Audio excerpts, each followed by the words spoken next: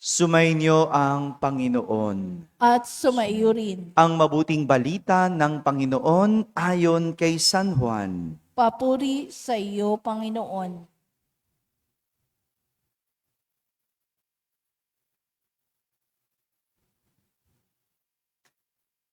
Nang mahugasan na ni Jesus ang mga paa ng kanyang mga alagad, sinabi niya sa kanila, "Sinasabi ko sa inyo, ang alipin ay hindi dakila kaysa kanyang Panginoon, ni ang sinugo kaysa nagsugo sa kanya.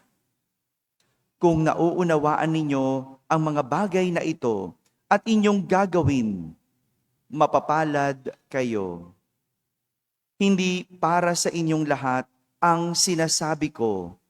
Nakikilala ko ang aking mga hinirang, ngunit dapat matupad ang nasasabi sa kasulatan. Ako'y pinagtataksilan ng taong pinakakain ko. Sinasabi ko ito sa inyo bago pa mangyari, upang kung ito'y mangyari na, ay manalig kayo na ako ay si ako nga.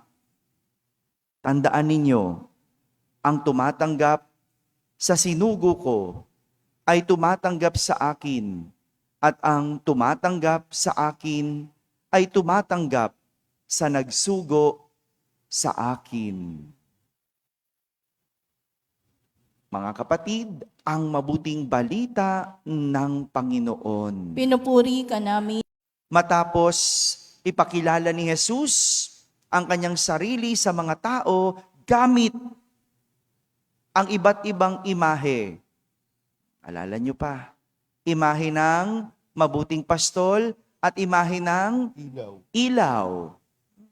Matapos niya ipakilala ang sarili, ngayon naman, ipinapakilala ni Jesus kung ano ang isang lingkod. Sabihin niya po ninyo, lingkod. Kumbaga siguro, no? Sabi ni Jesus, okay, kilala niyo na ako. Nagpakilala na ako. Ngayon, magtatrabaho na ako. Pinakilala ni Jesus kung ano ang isang lingkod. At tinuro ni Jesus kung ano ang saka sa nagsugo sa kanya. At dagdag pa ni Jesus, kung nauunawaan ninyo ang mga bagay na ito at inyong gagawin, mapapalad kayo. Mapapalad kayo. Pansinin natin, ang paglilingkod na sinasabi ni Jesus, ginamit niya ang salitang alipin. Salita na tumutukoy sa kung ano ang trabaho ng isang lingkod. Himayin natin yung mga salita ni Jesus at tignan natin kung ano ang kanyang ibig sabihin. Maganda. Dahil matapos sabihin ni Jesus ito, hinugasan niya ang mga paa ng kanyang mga alagad. May tatlong katangian ang isang lingkod mula mismo kay Jesus. Una, ang isang lingkod ay hindi dakila. Sabihin nga po ninyo, hindi dakila. Si Jesus ang nagsabi na ang alipin ay hindi dakila kaysa sa kaniyang Panginoon. Kaya sino man ang iyong pinaglilingkuran, hindi ka nito madadala sa kadakilaan. Kaya sa mga nagsasabing sila'y lingkod, mag-ingat sa paggamit ng salitang ito. Never entertain the thought that service will make you comfortable. Hindi komportable na buhay ang isang pagdilingkod. Dahil ang isang lingkod ay may mahirap na buhay. Mahirap, hindi lang dahil ikaw ay salat. Mahirap dahil ito ay nakakapagod. Dahil hindi ka nito sa panahon ngayon, yung mga nagsasabing naglilingkod, sila pa ang dinadakila ng lahat, pinupuri ng lahat, pinapanginoon ng lahat. Nakakatawa ngayon, komportabling buhay, kaya magandang tignan. Sila ba'y naglilingkod o sila ang pinaglilingkuran? Pangalawang katangian ng isang lingkod ay hindi higit. Sabihin nga po ninyo, yung una, nalimutan nyo na, hindi dakila. Ulit. Pangalawa, tinan mo, sabi ko, nandali nyo malimutan no? Kaya kung sino sa ng paa ng kanyang mga alagad at hinalikan. Isang pagpapakita na ang lingkod ay isang gawaing mababa.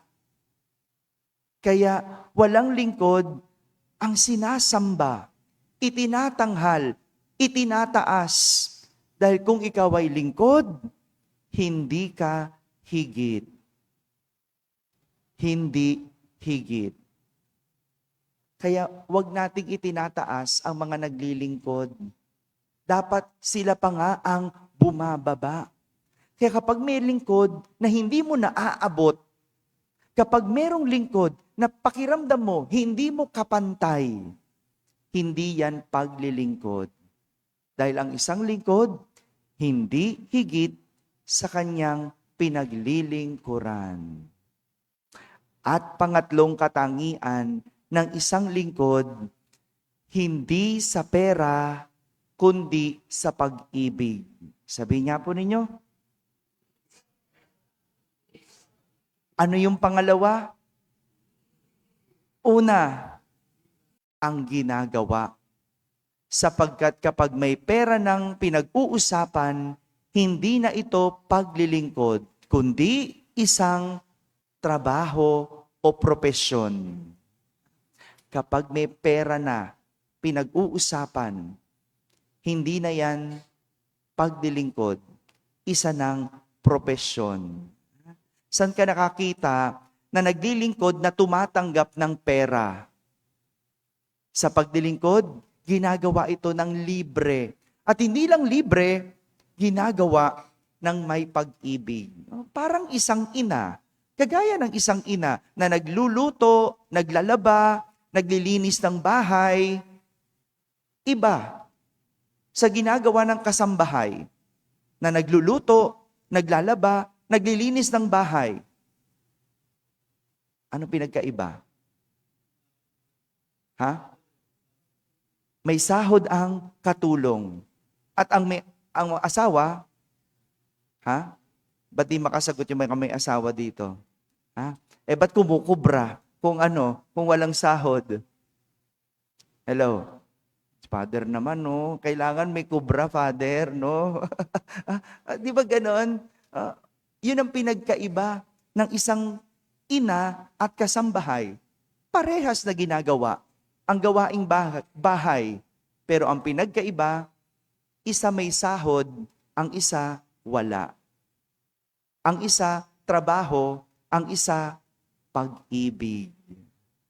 Pag-ibig. Mga kapatid, ganyan ang isang lingkod, hindi dakila, hindi higit, at gagawin ang lahat sa ngalan ng pag-ibig. Amen? Amen.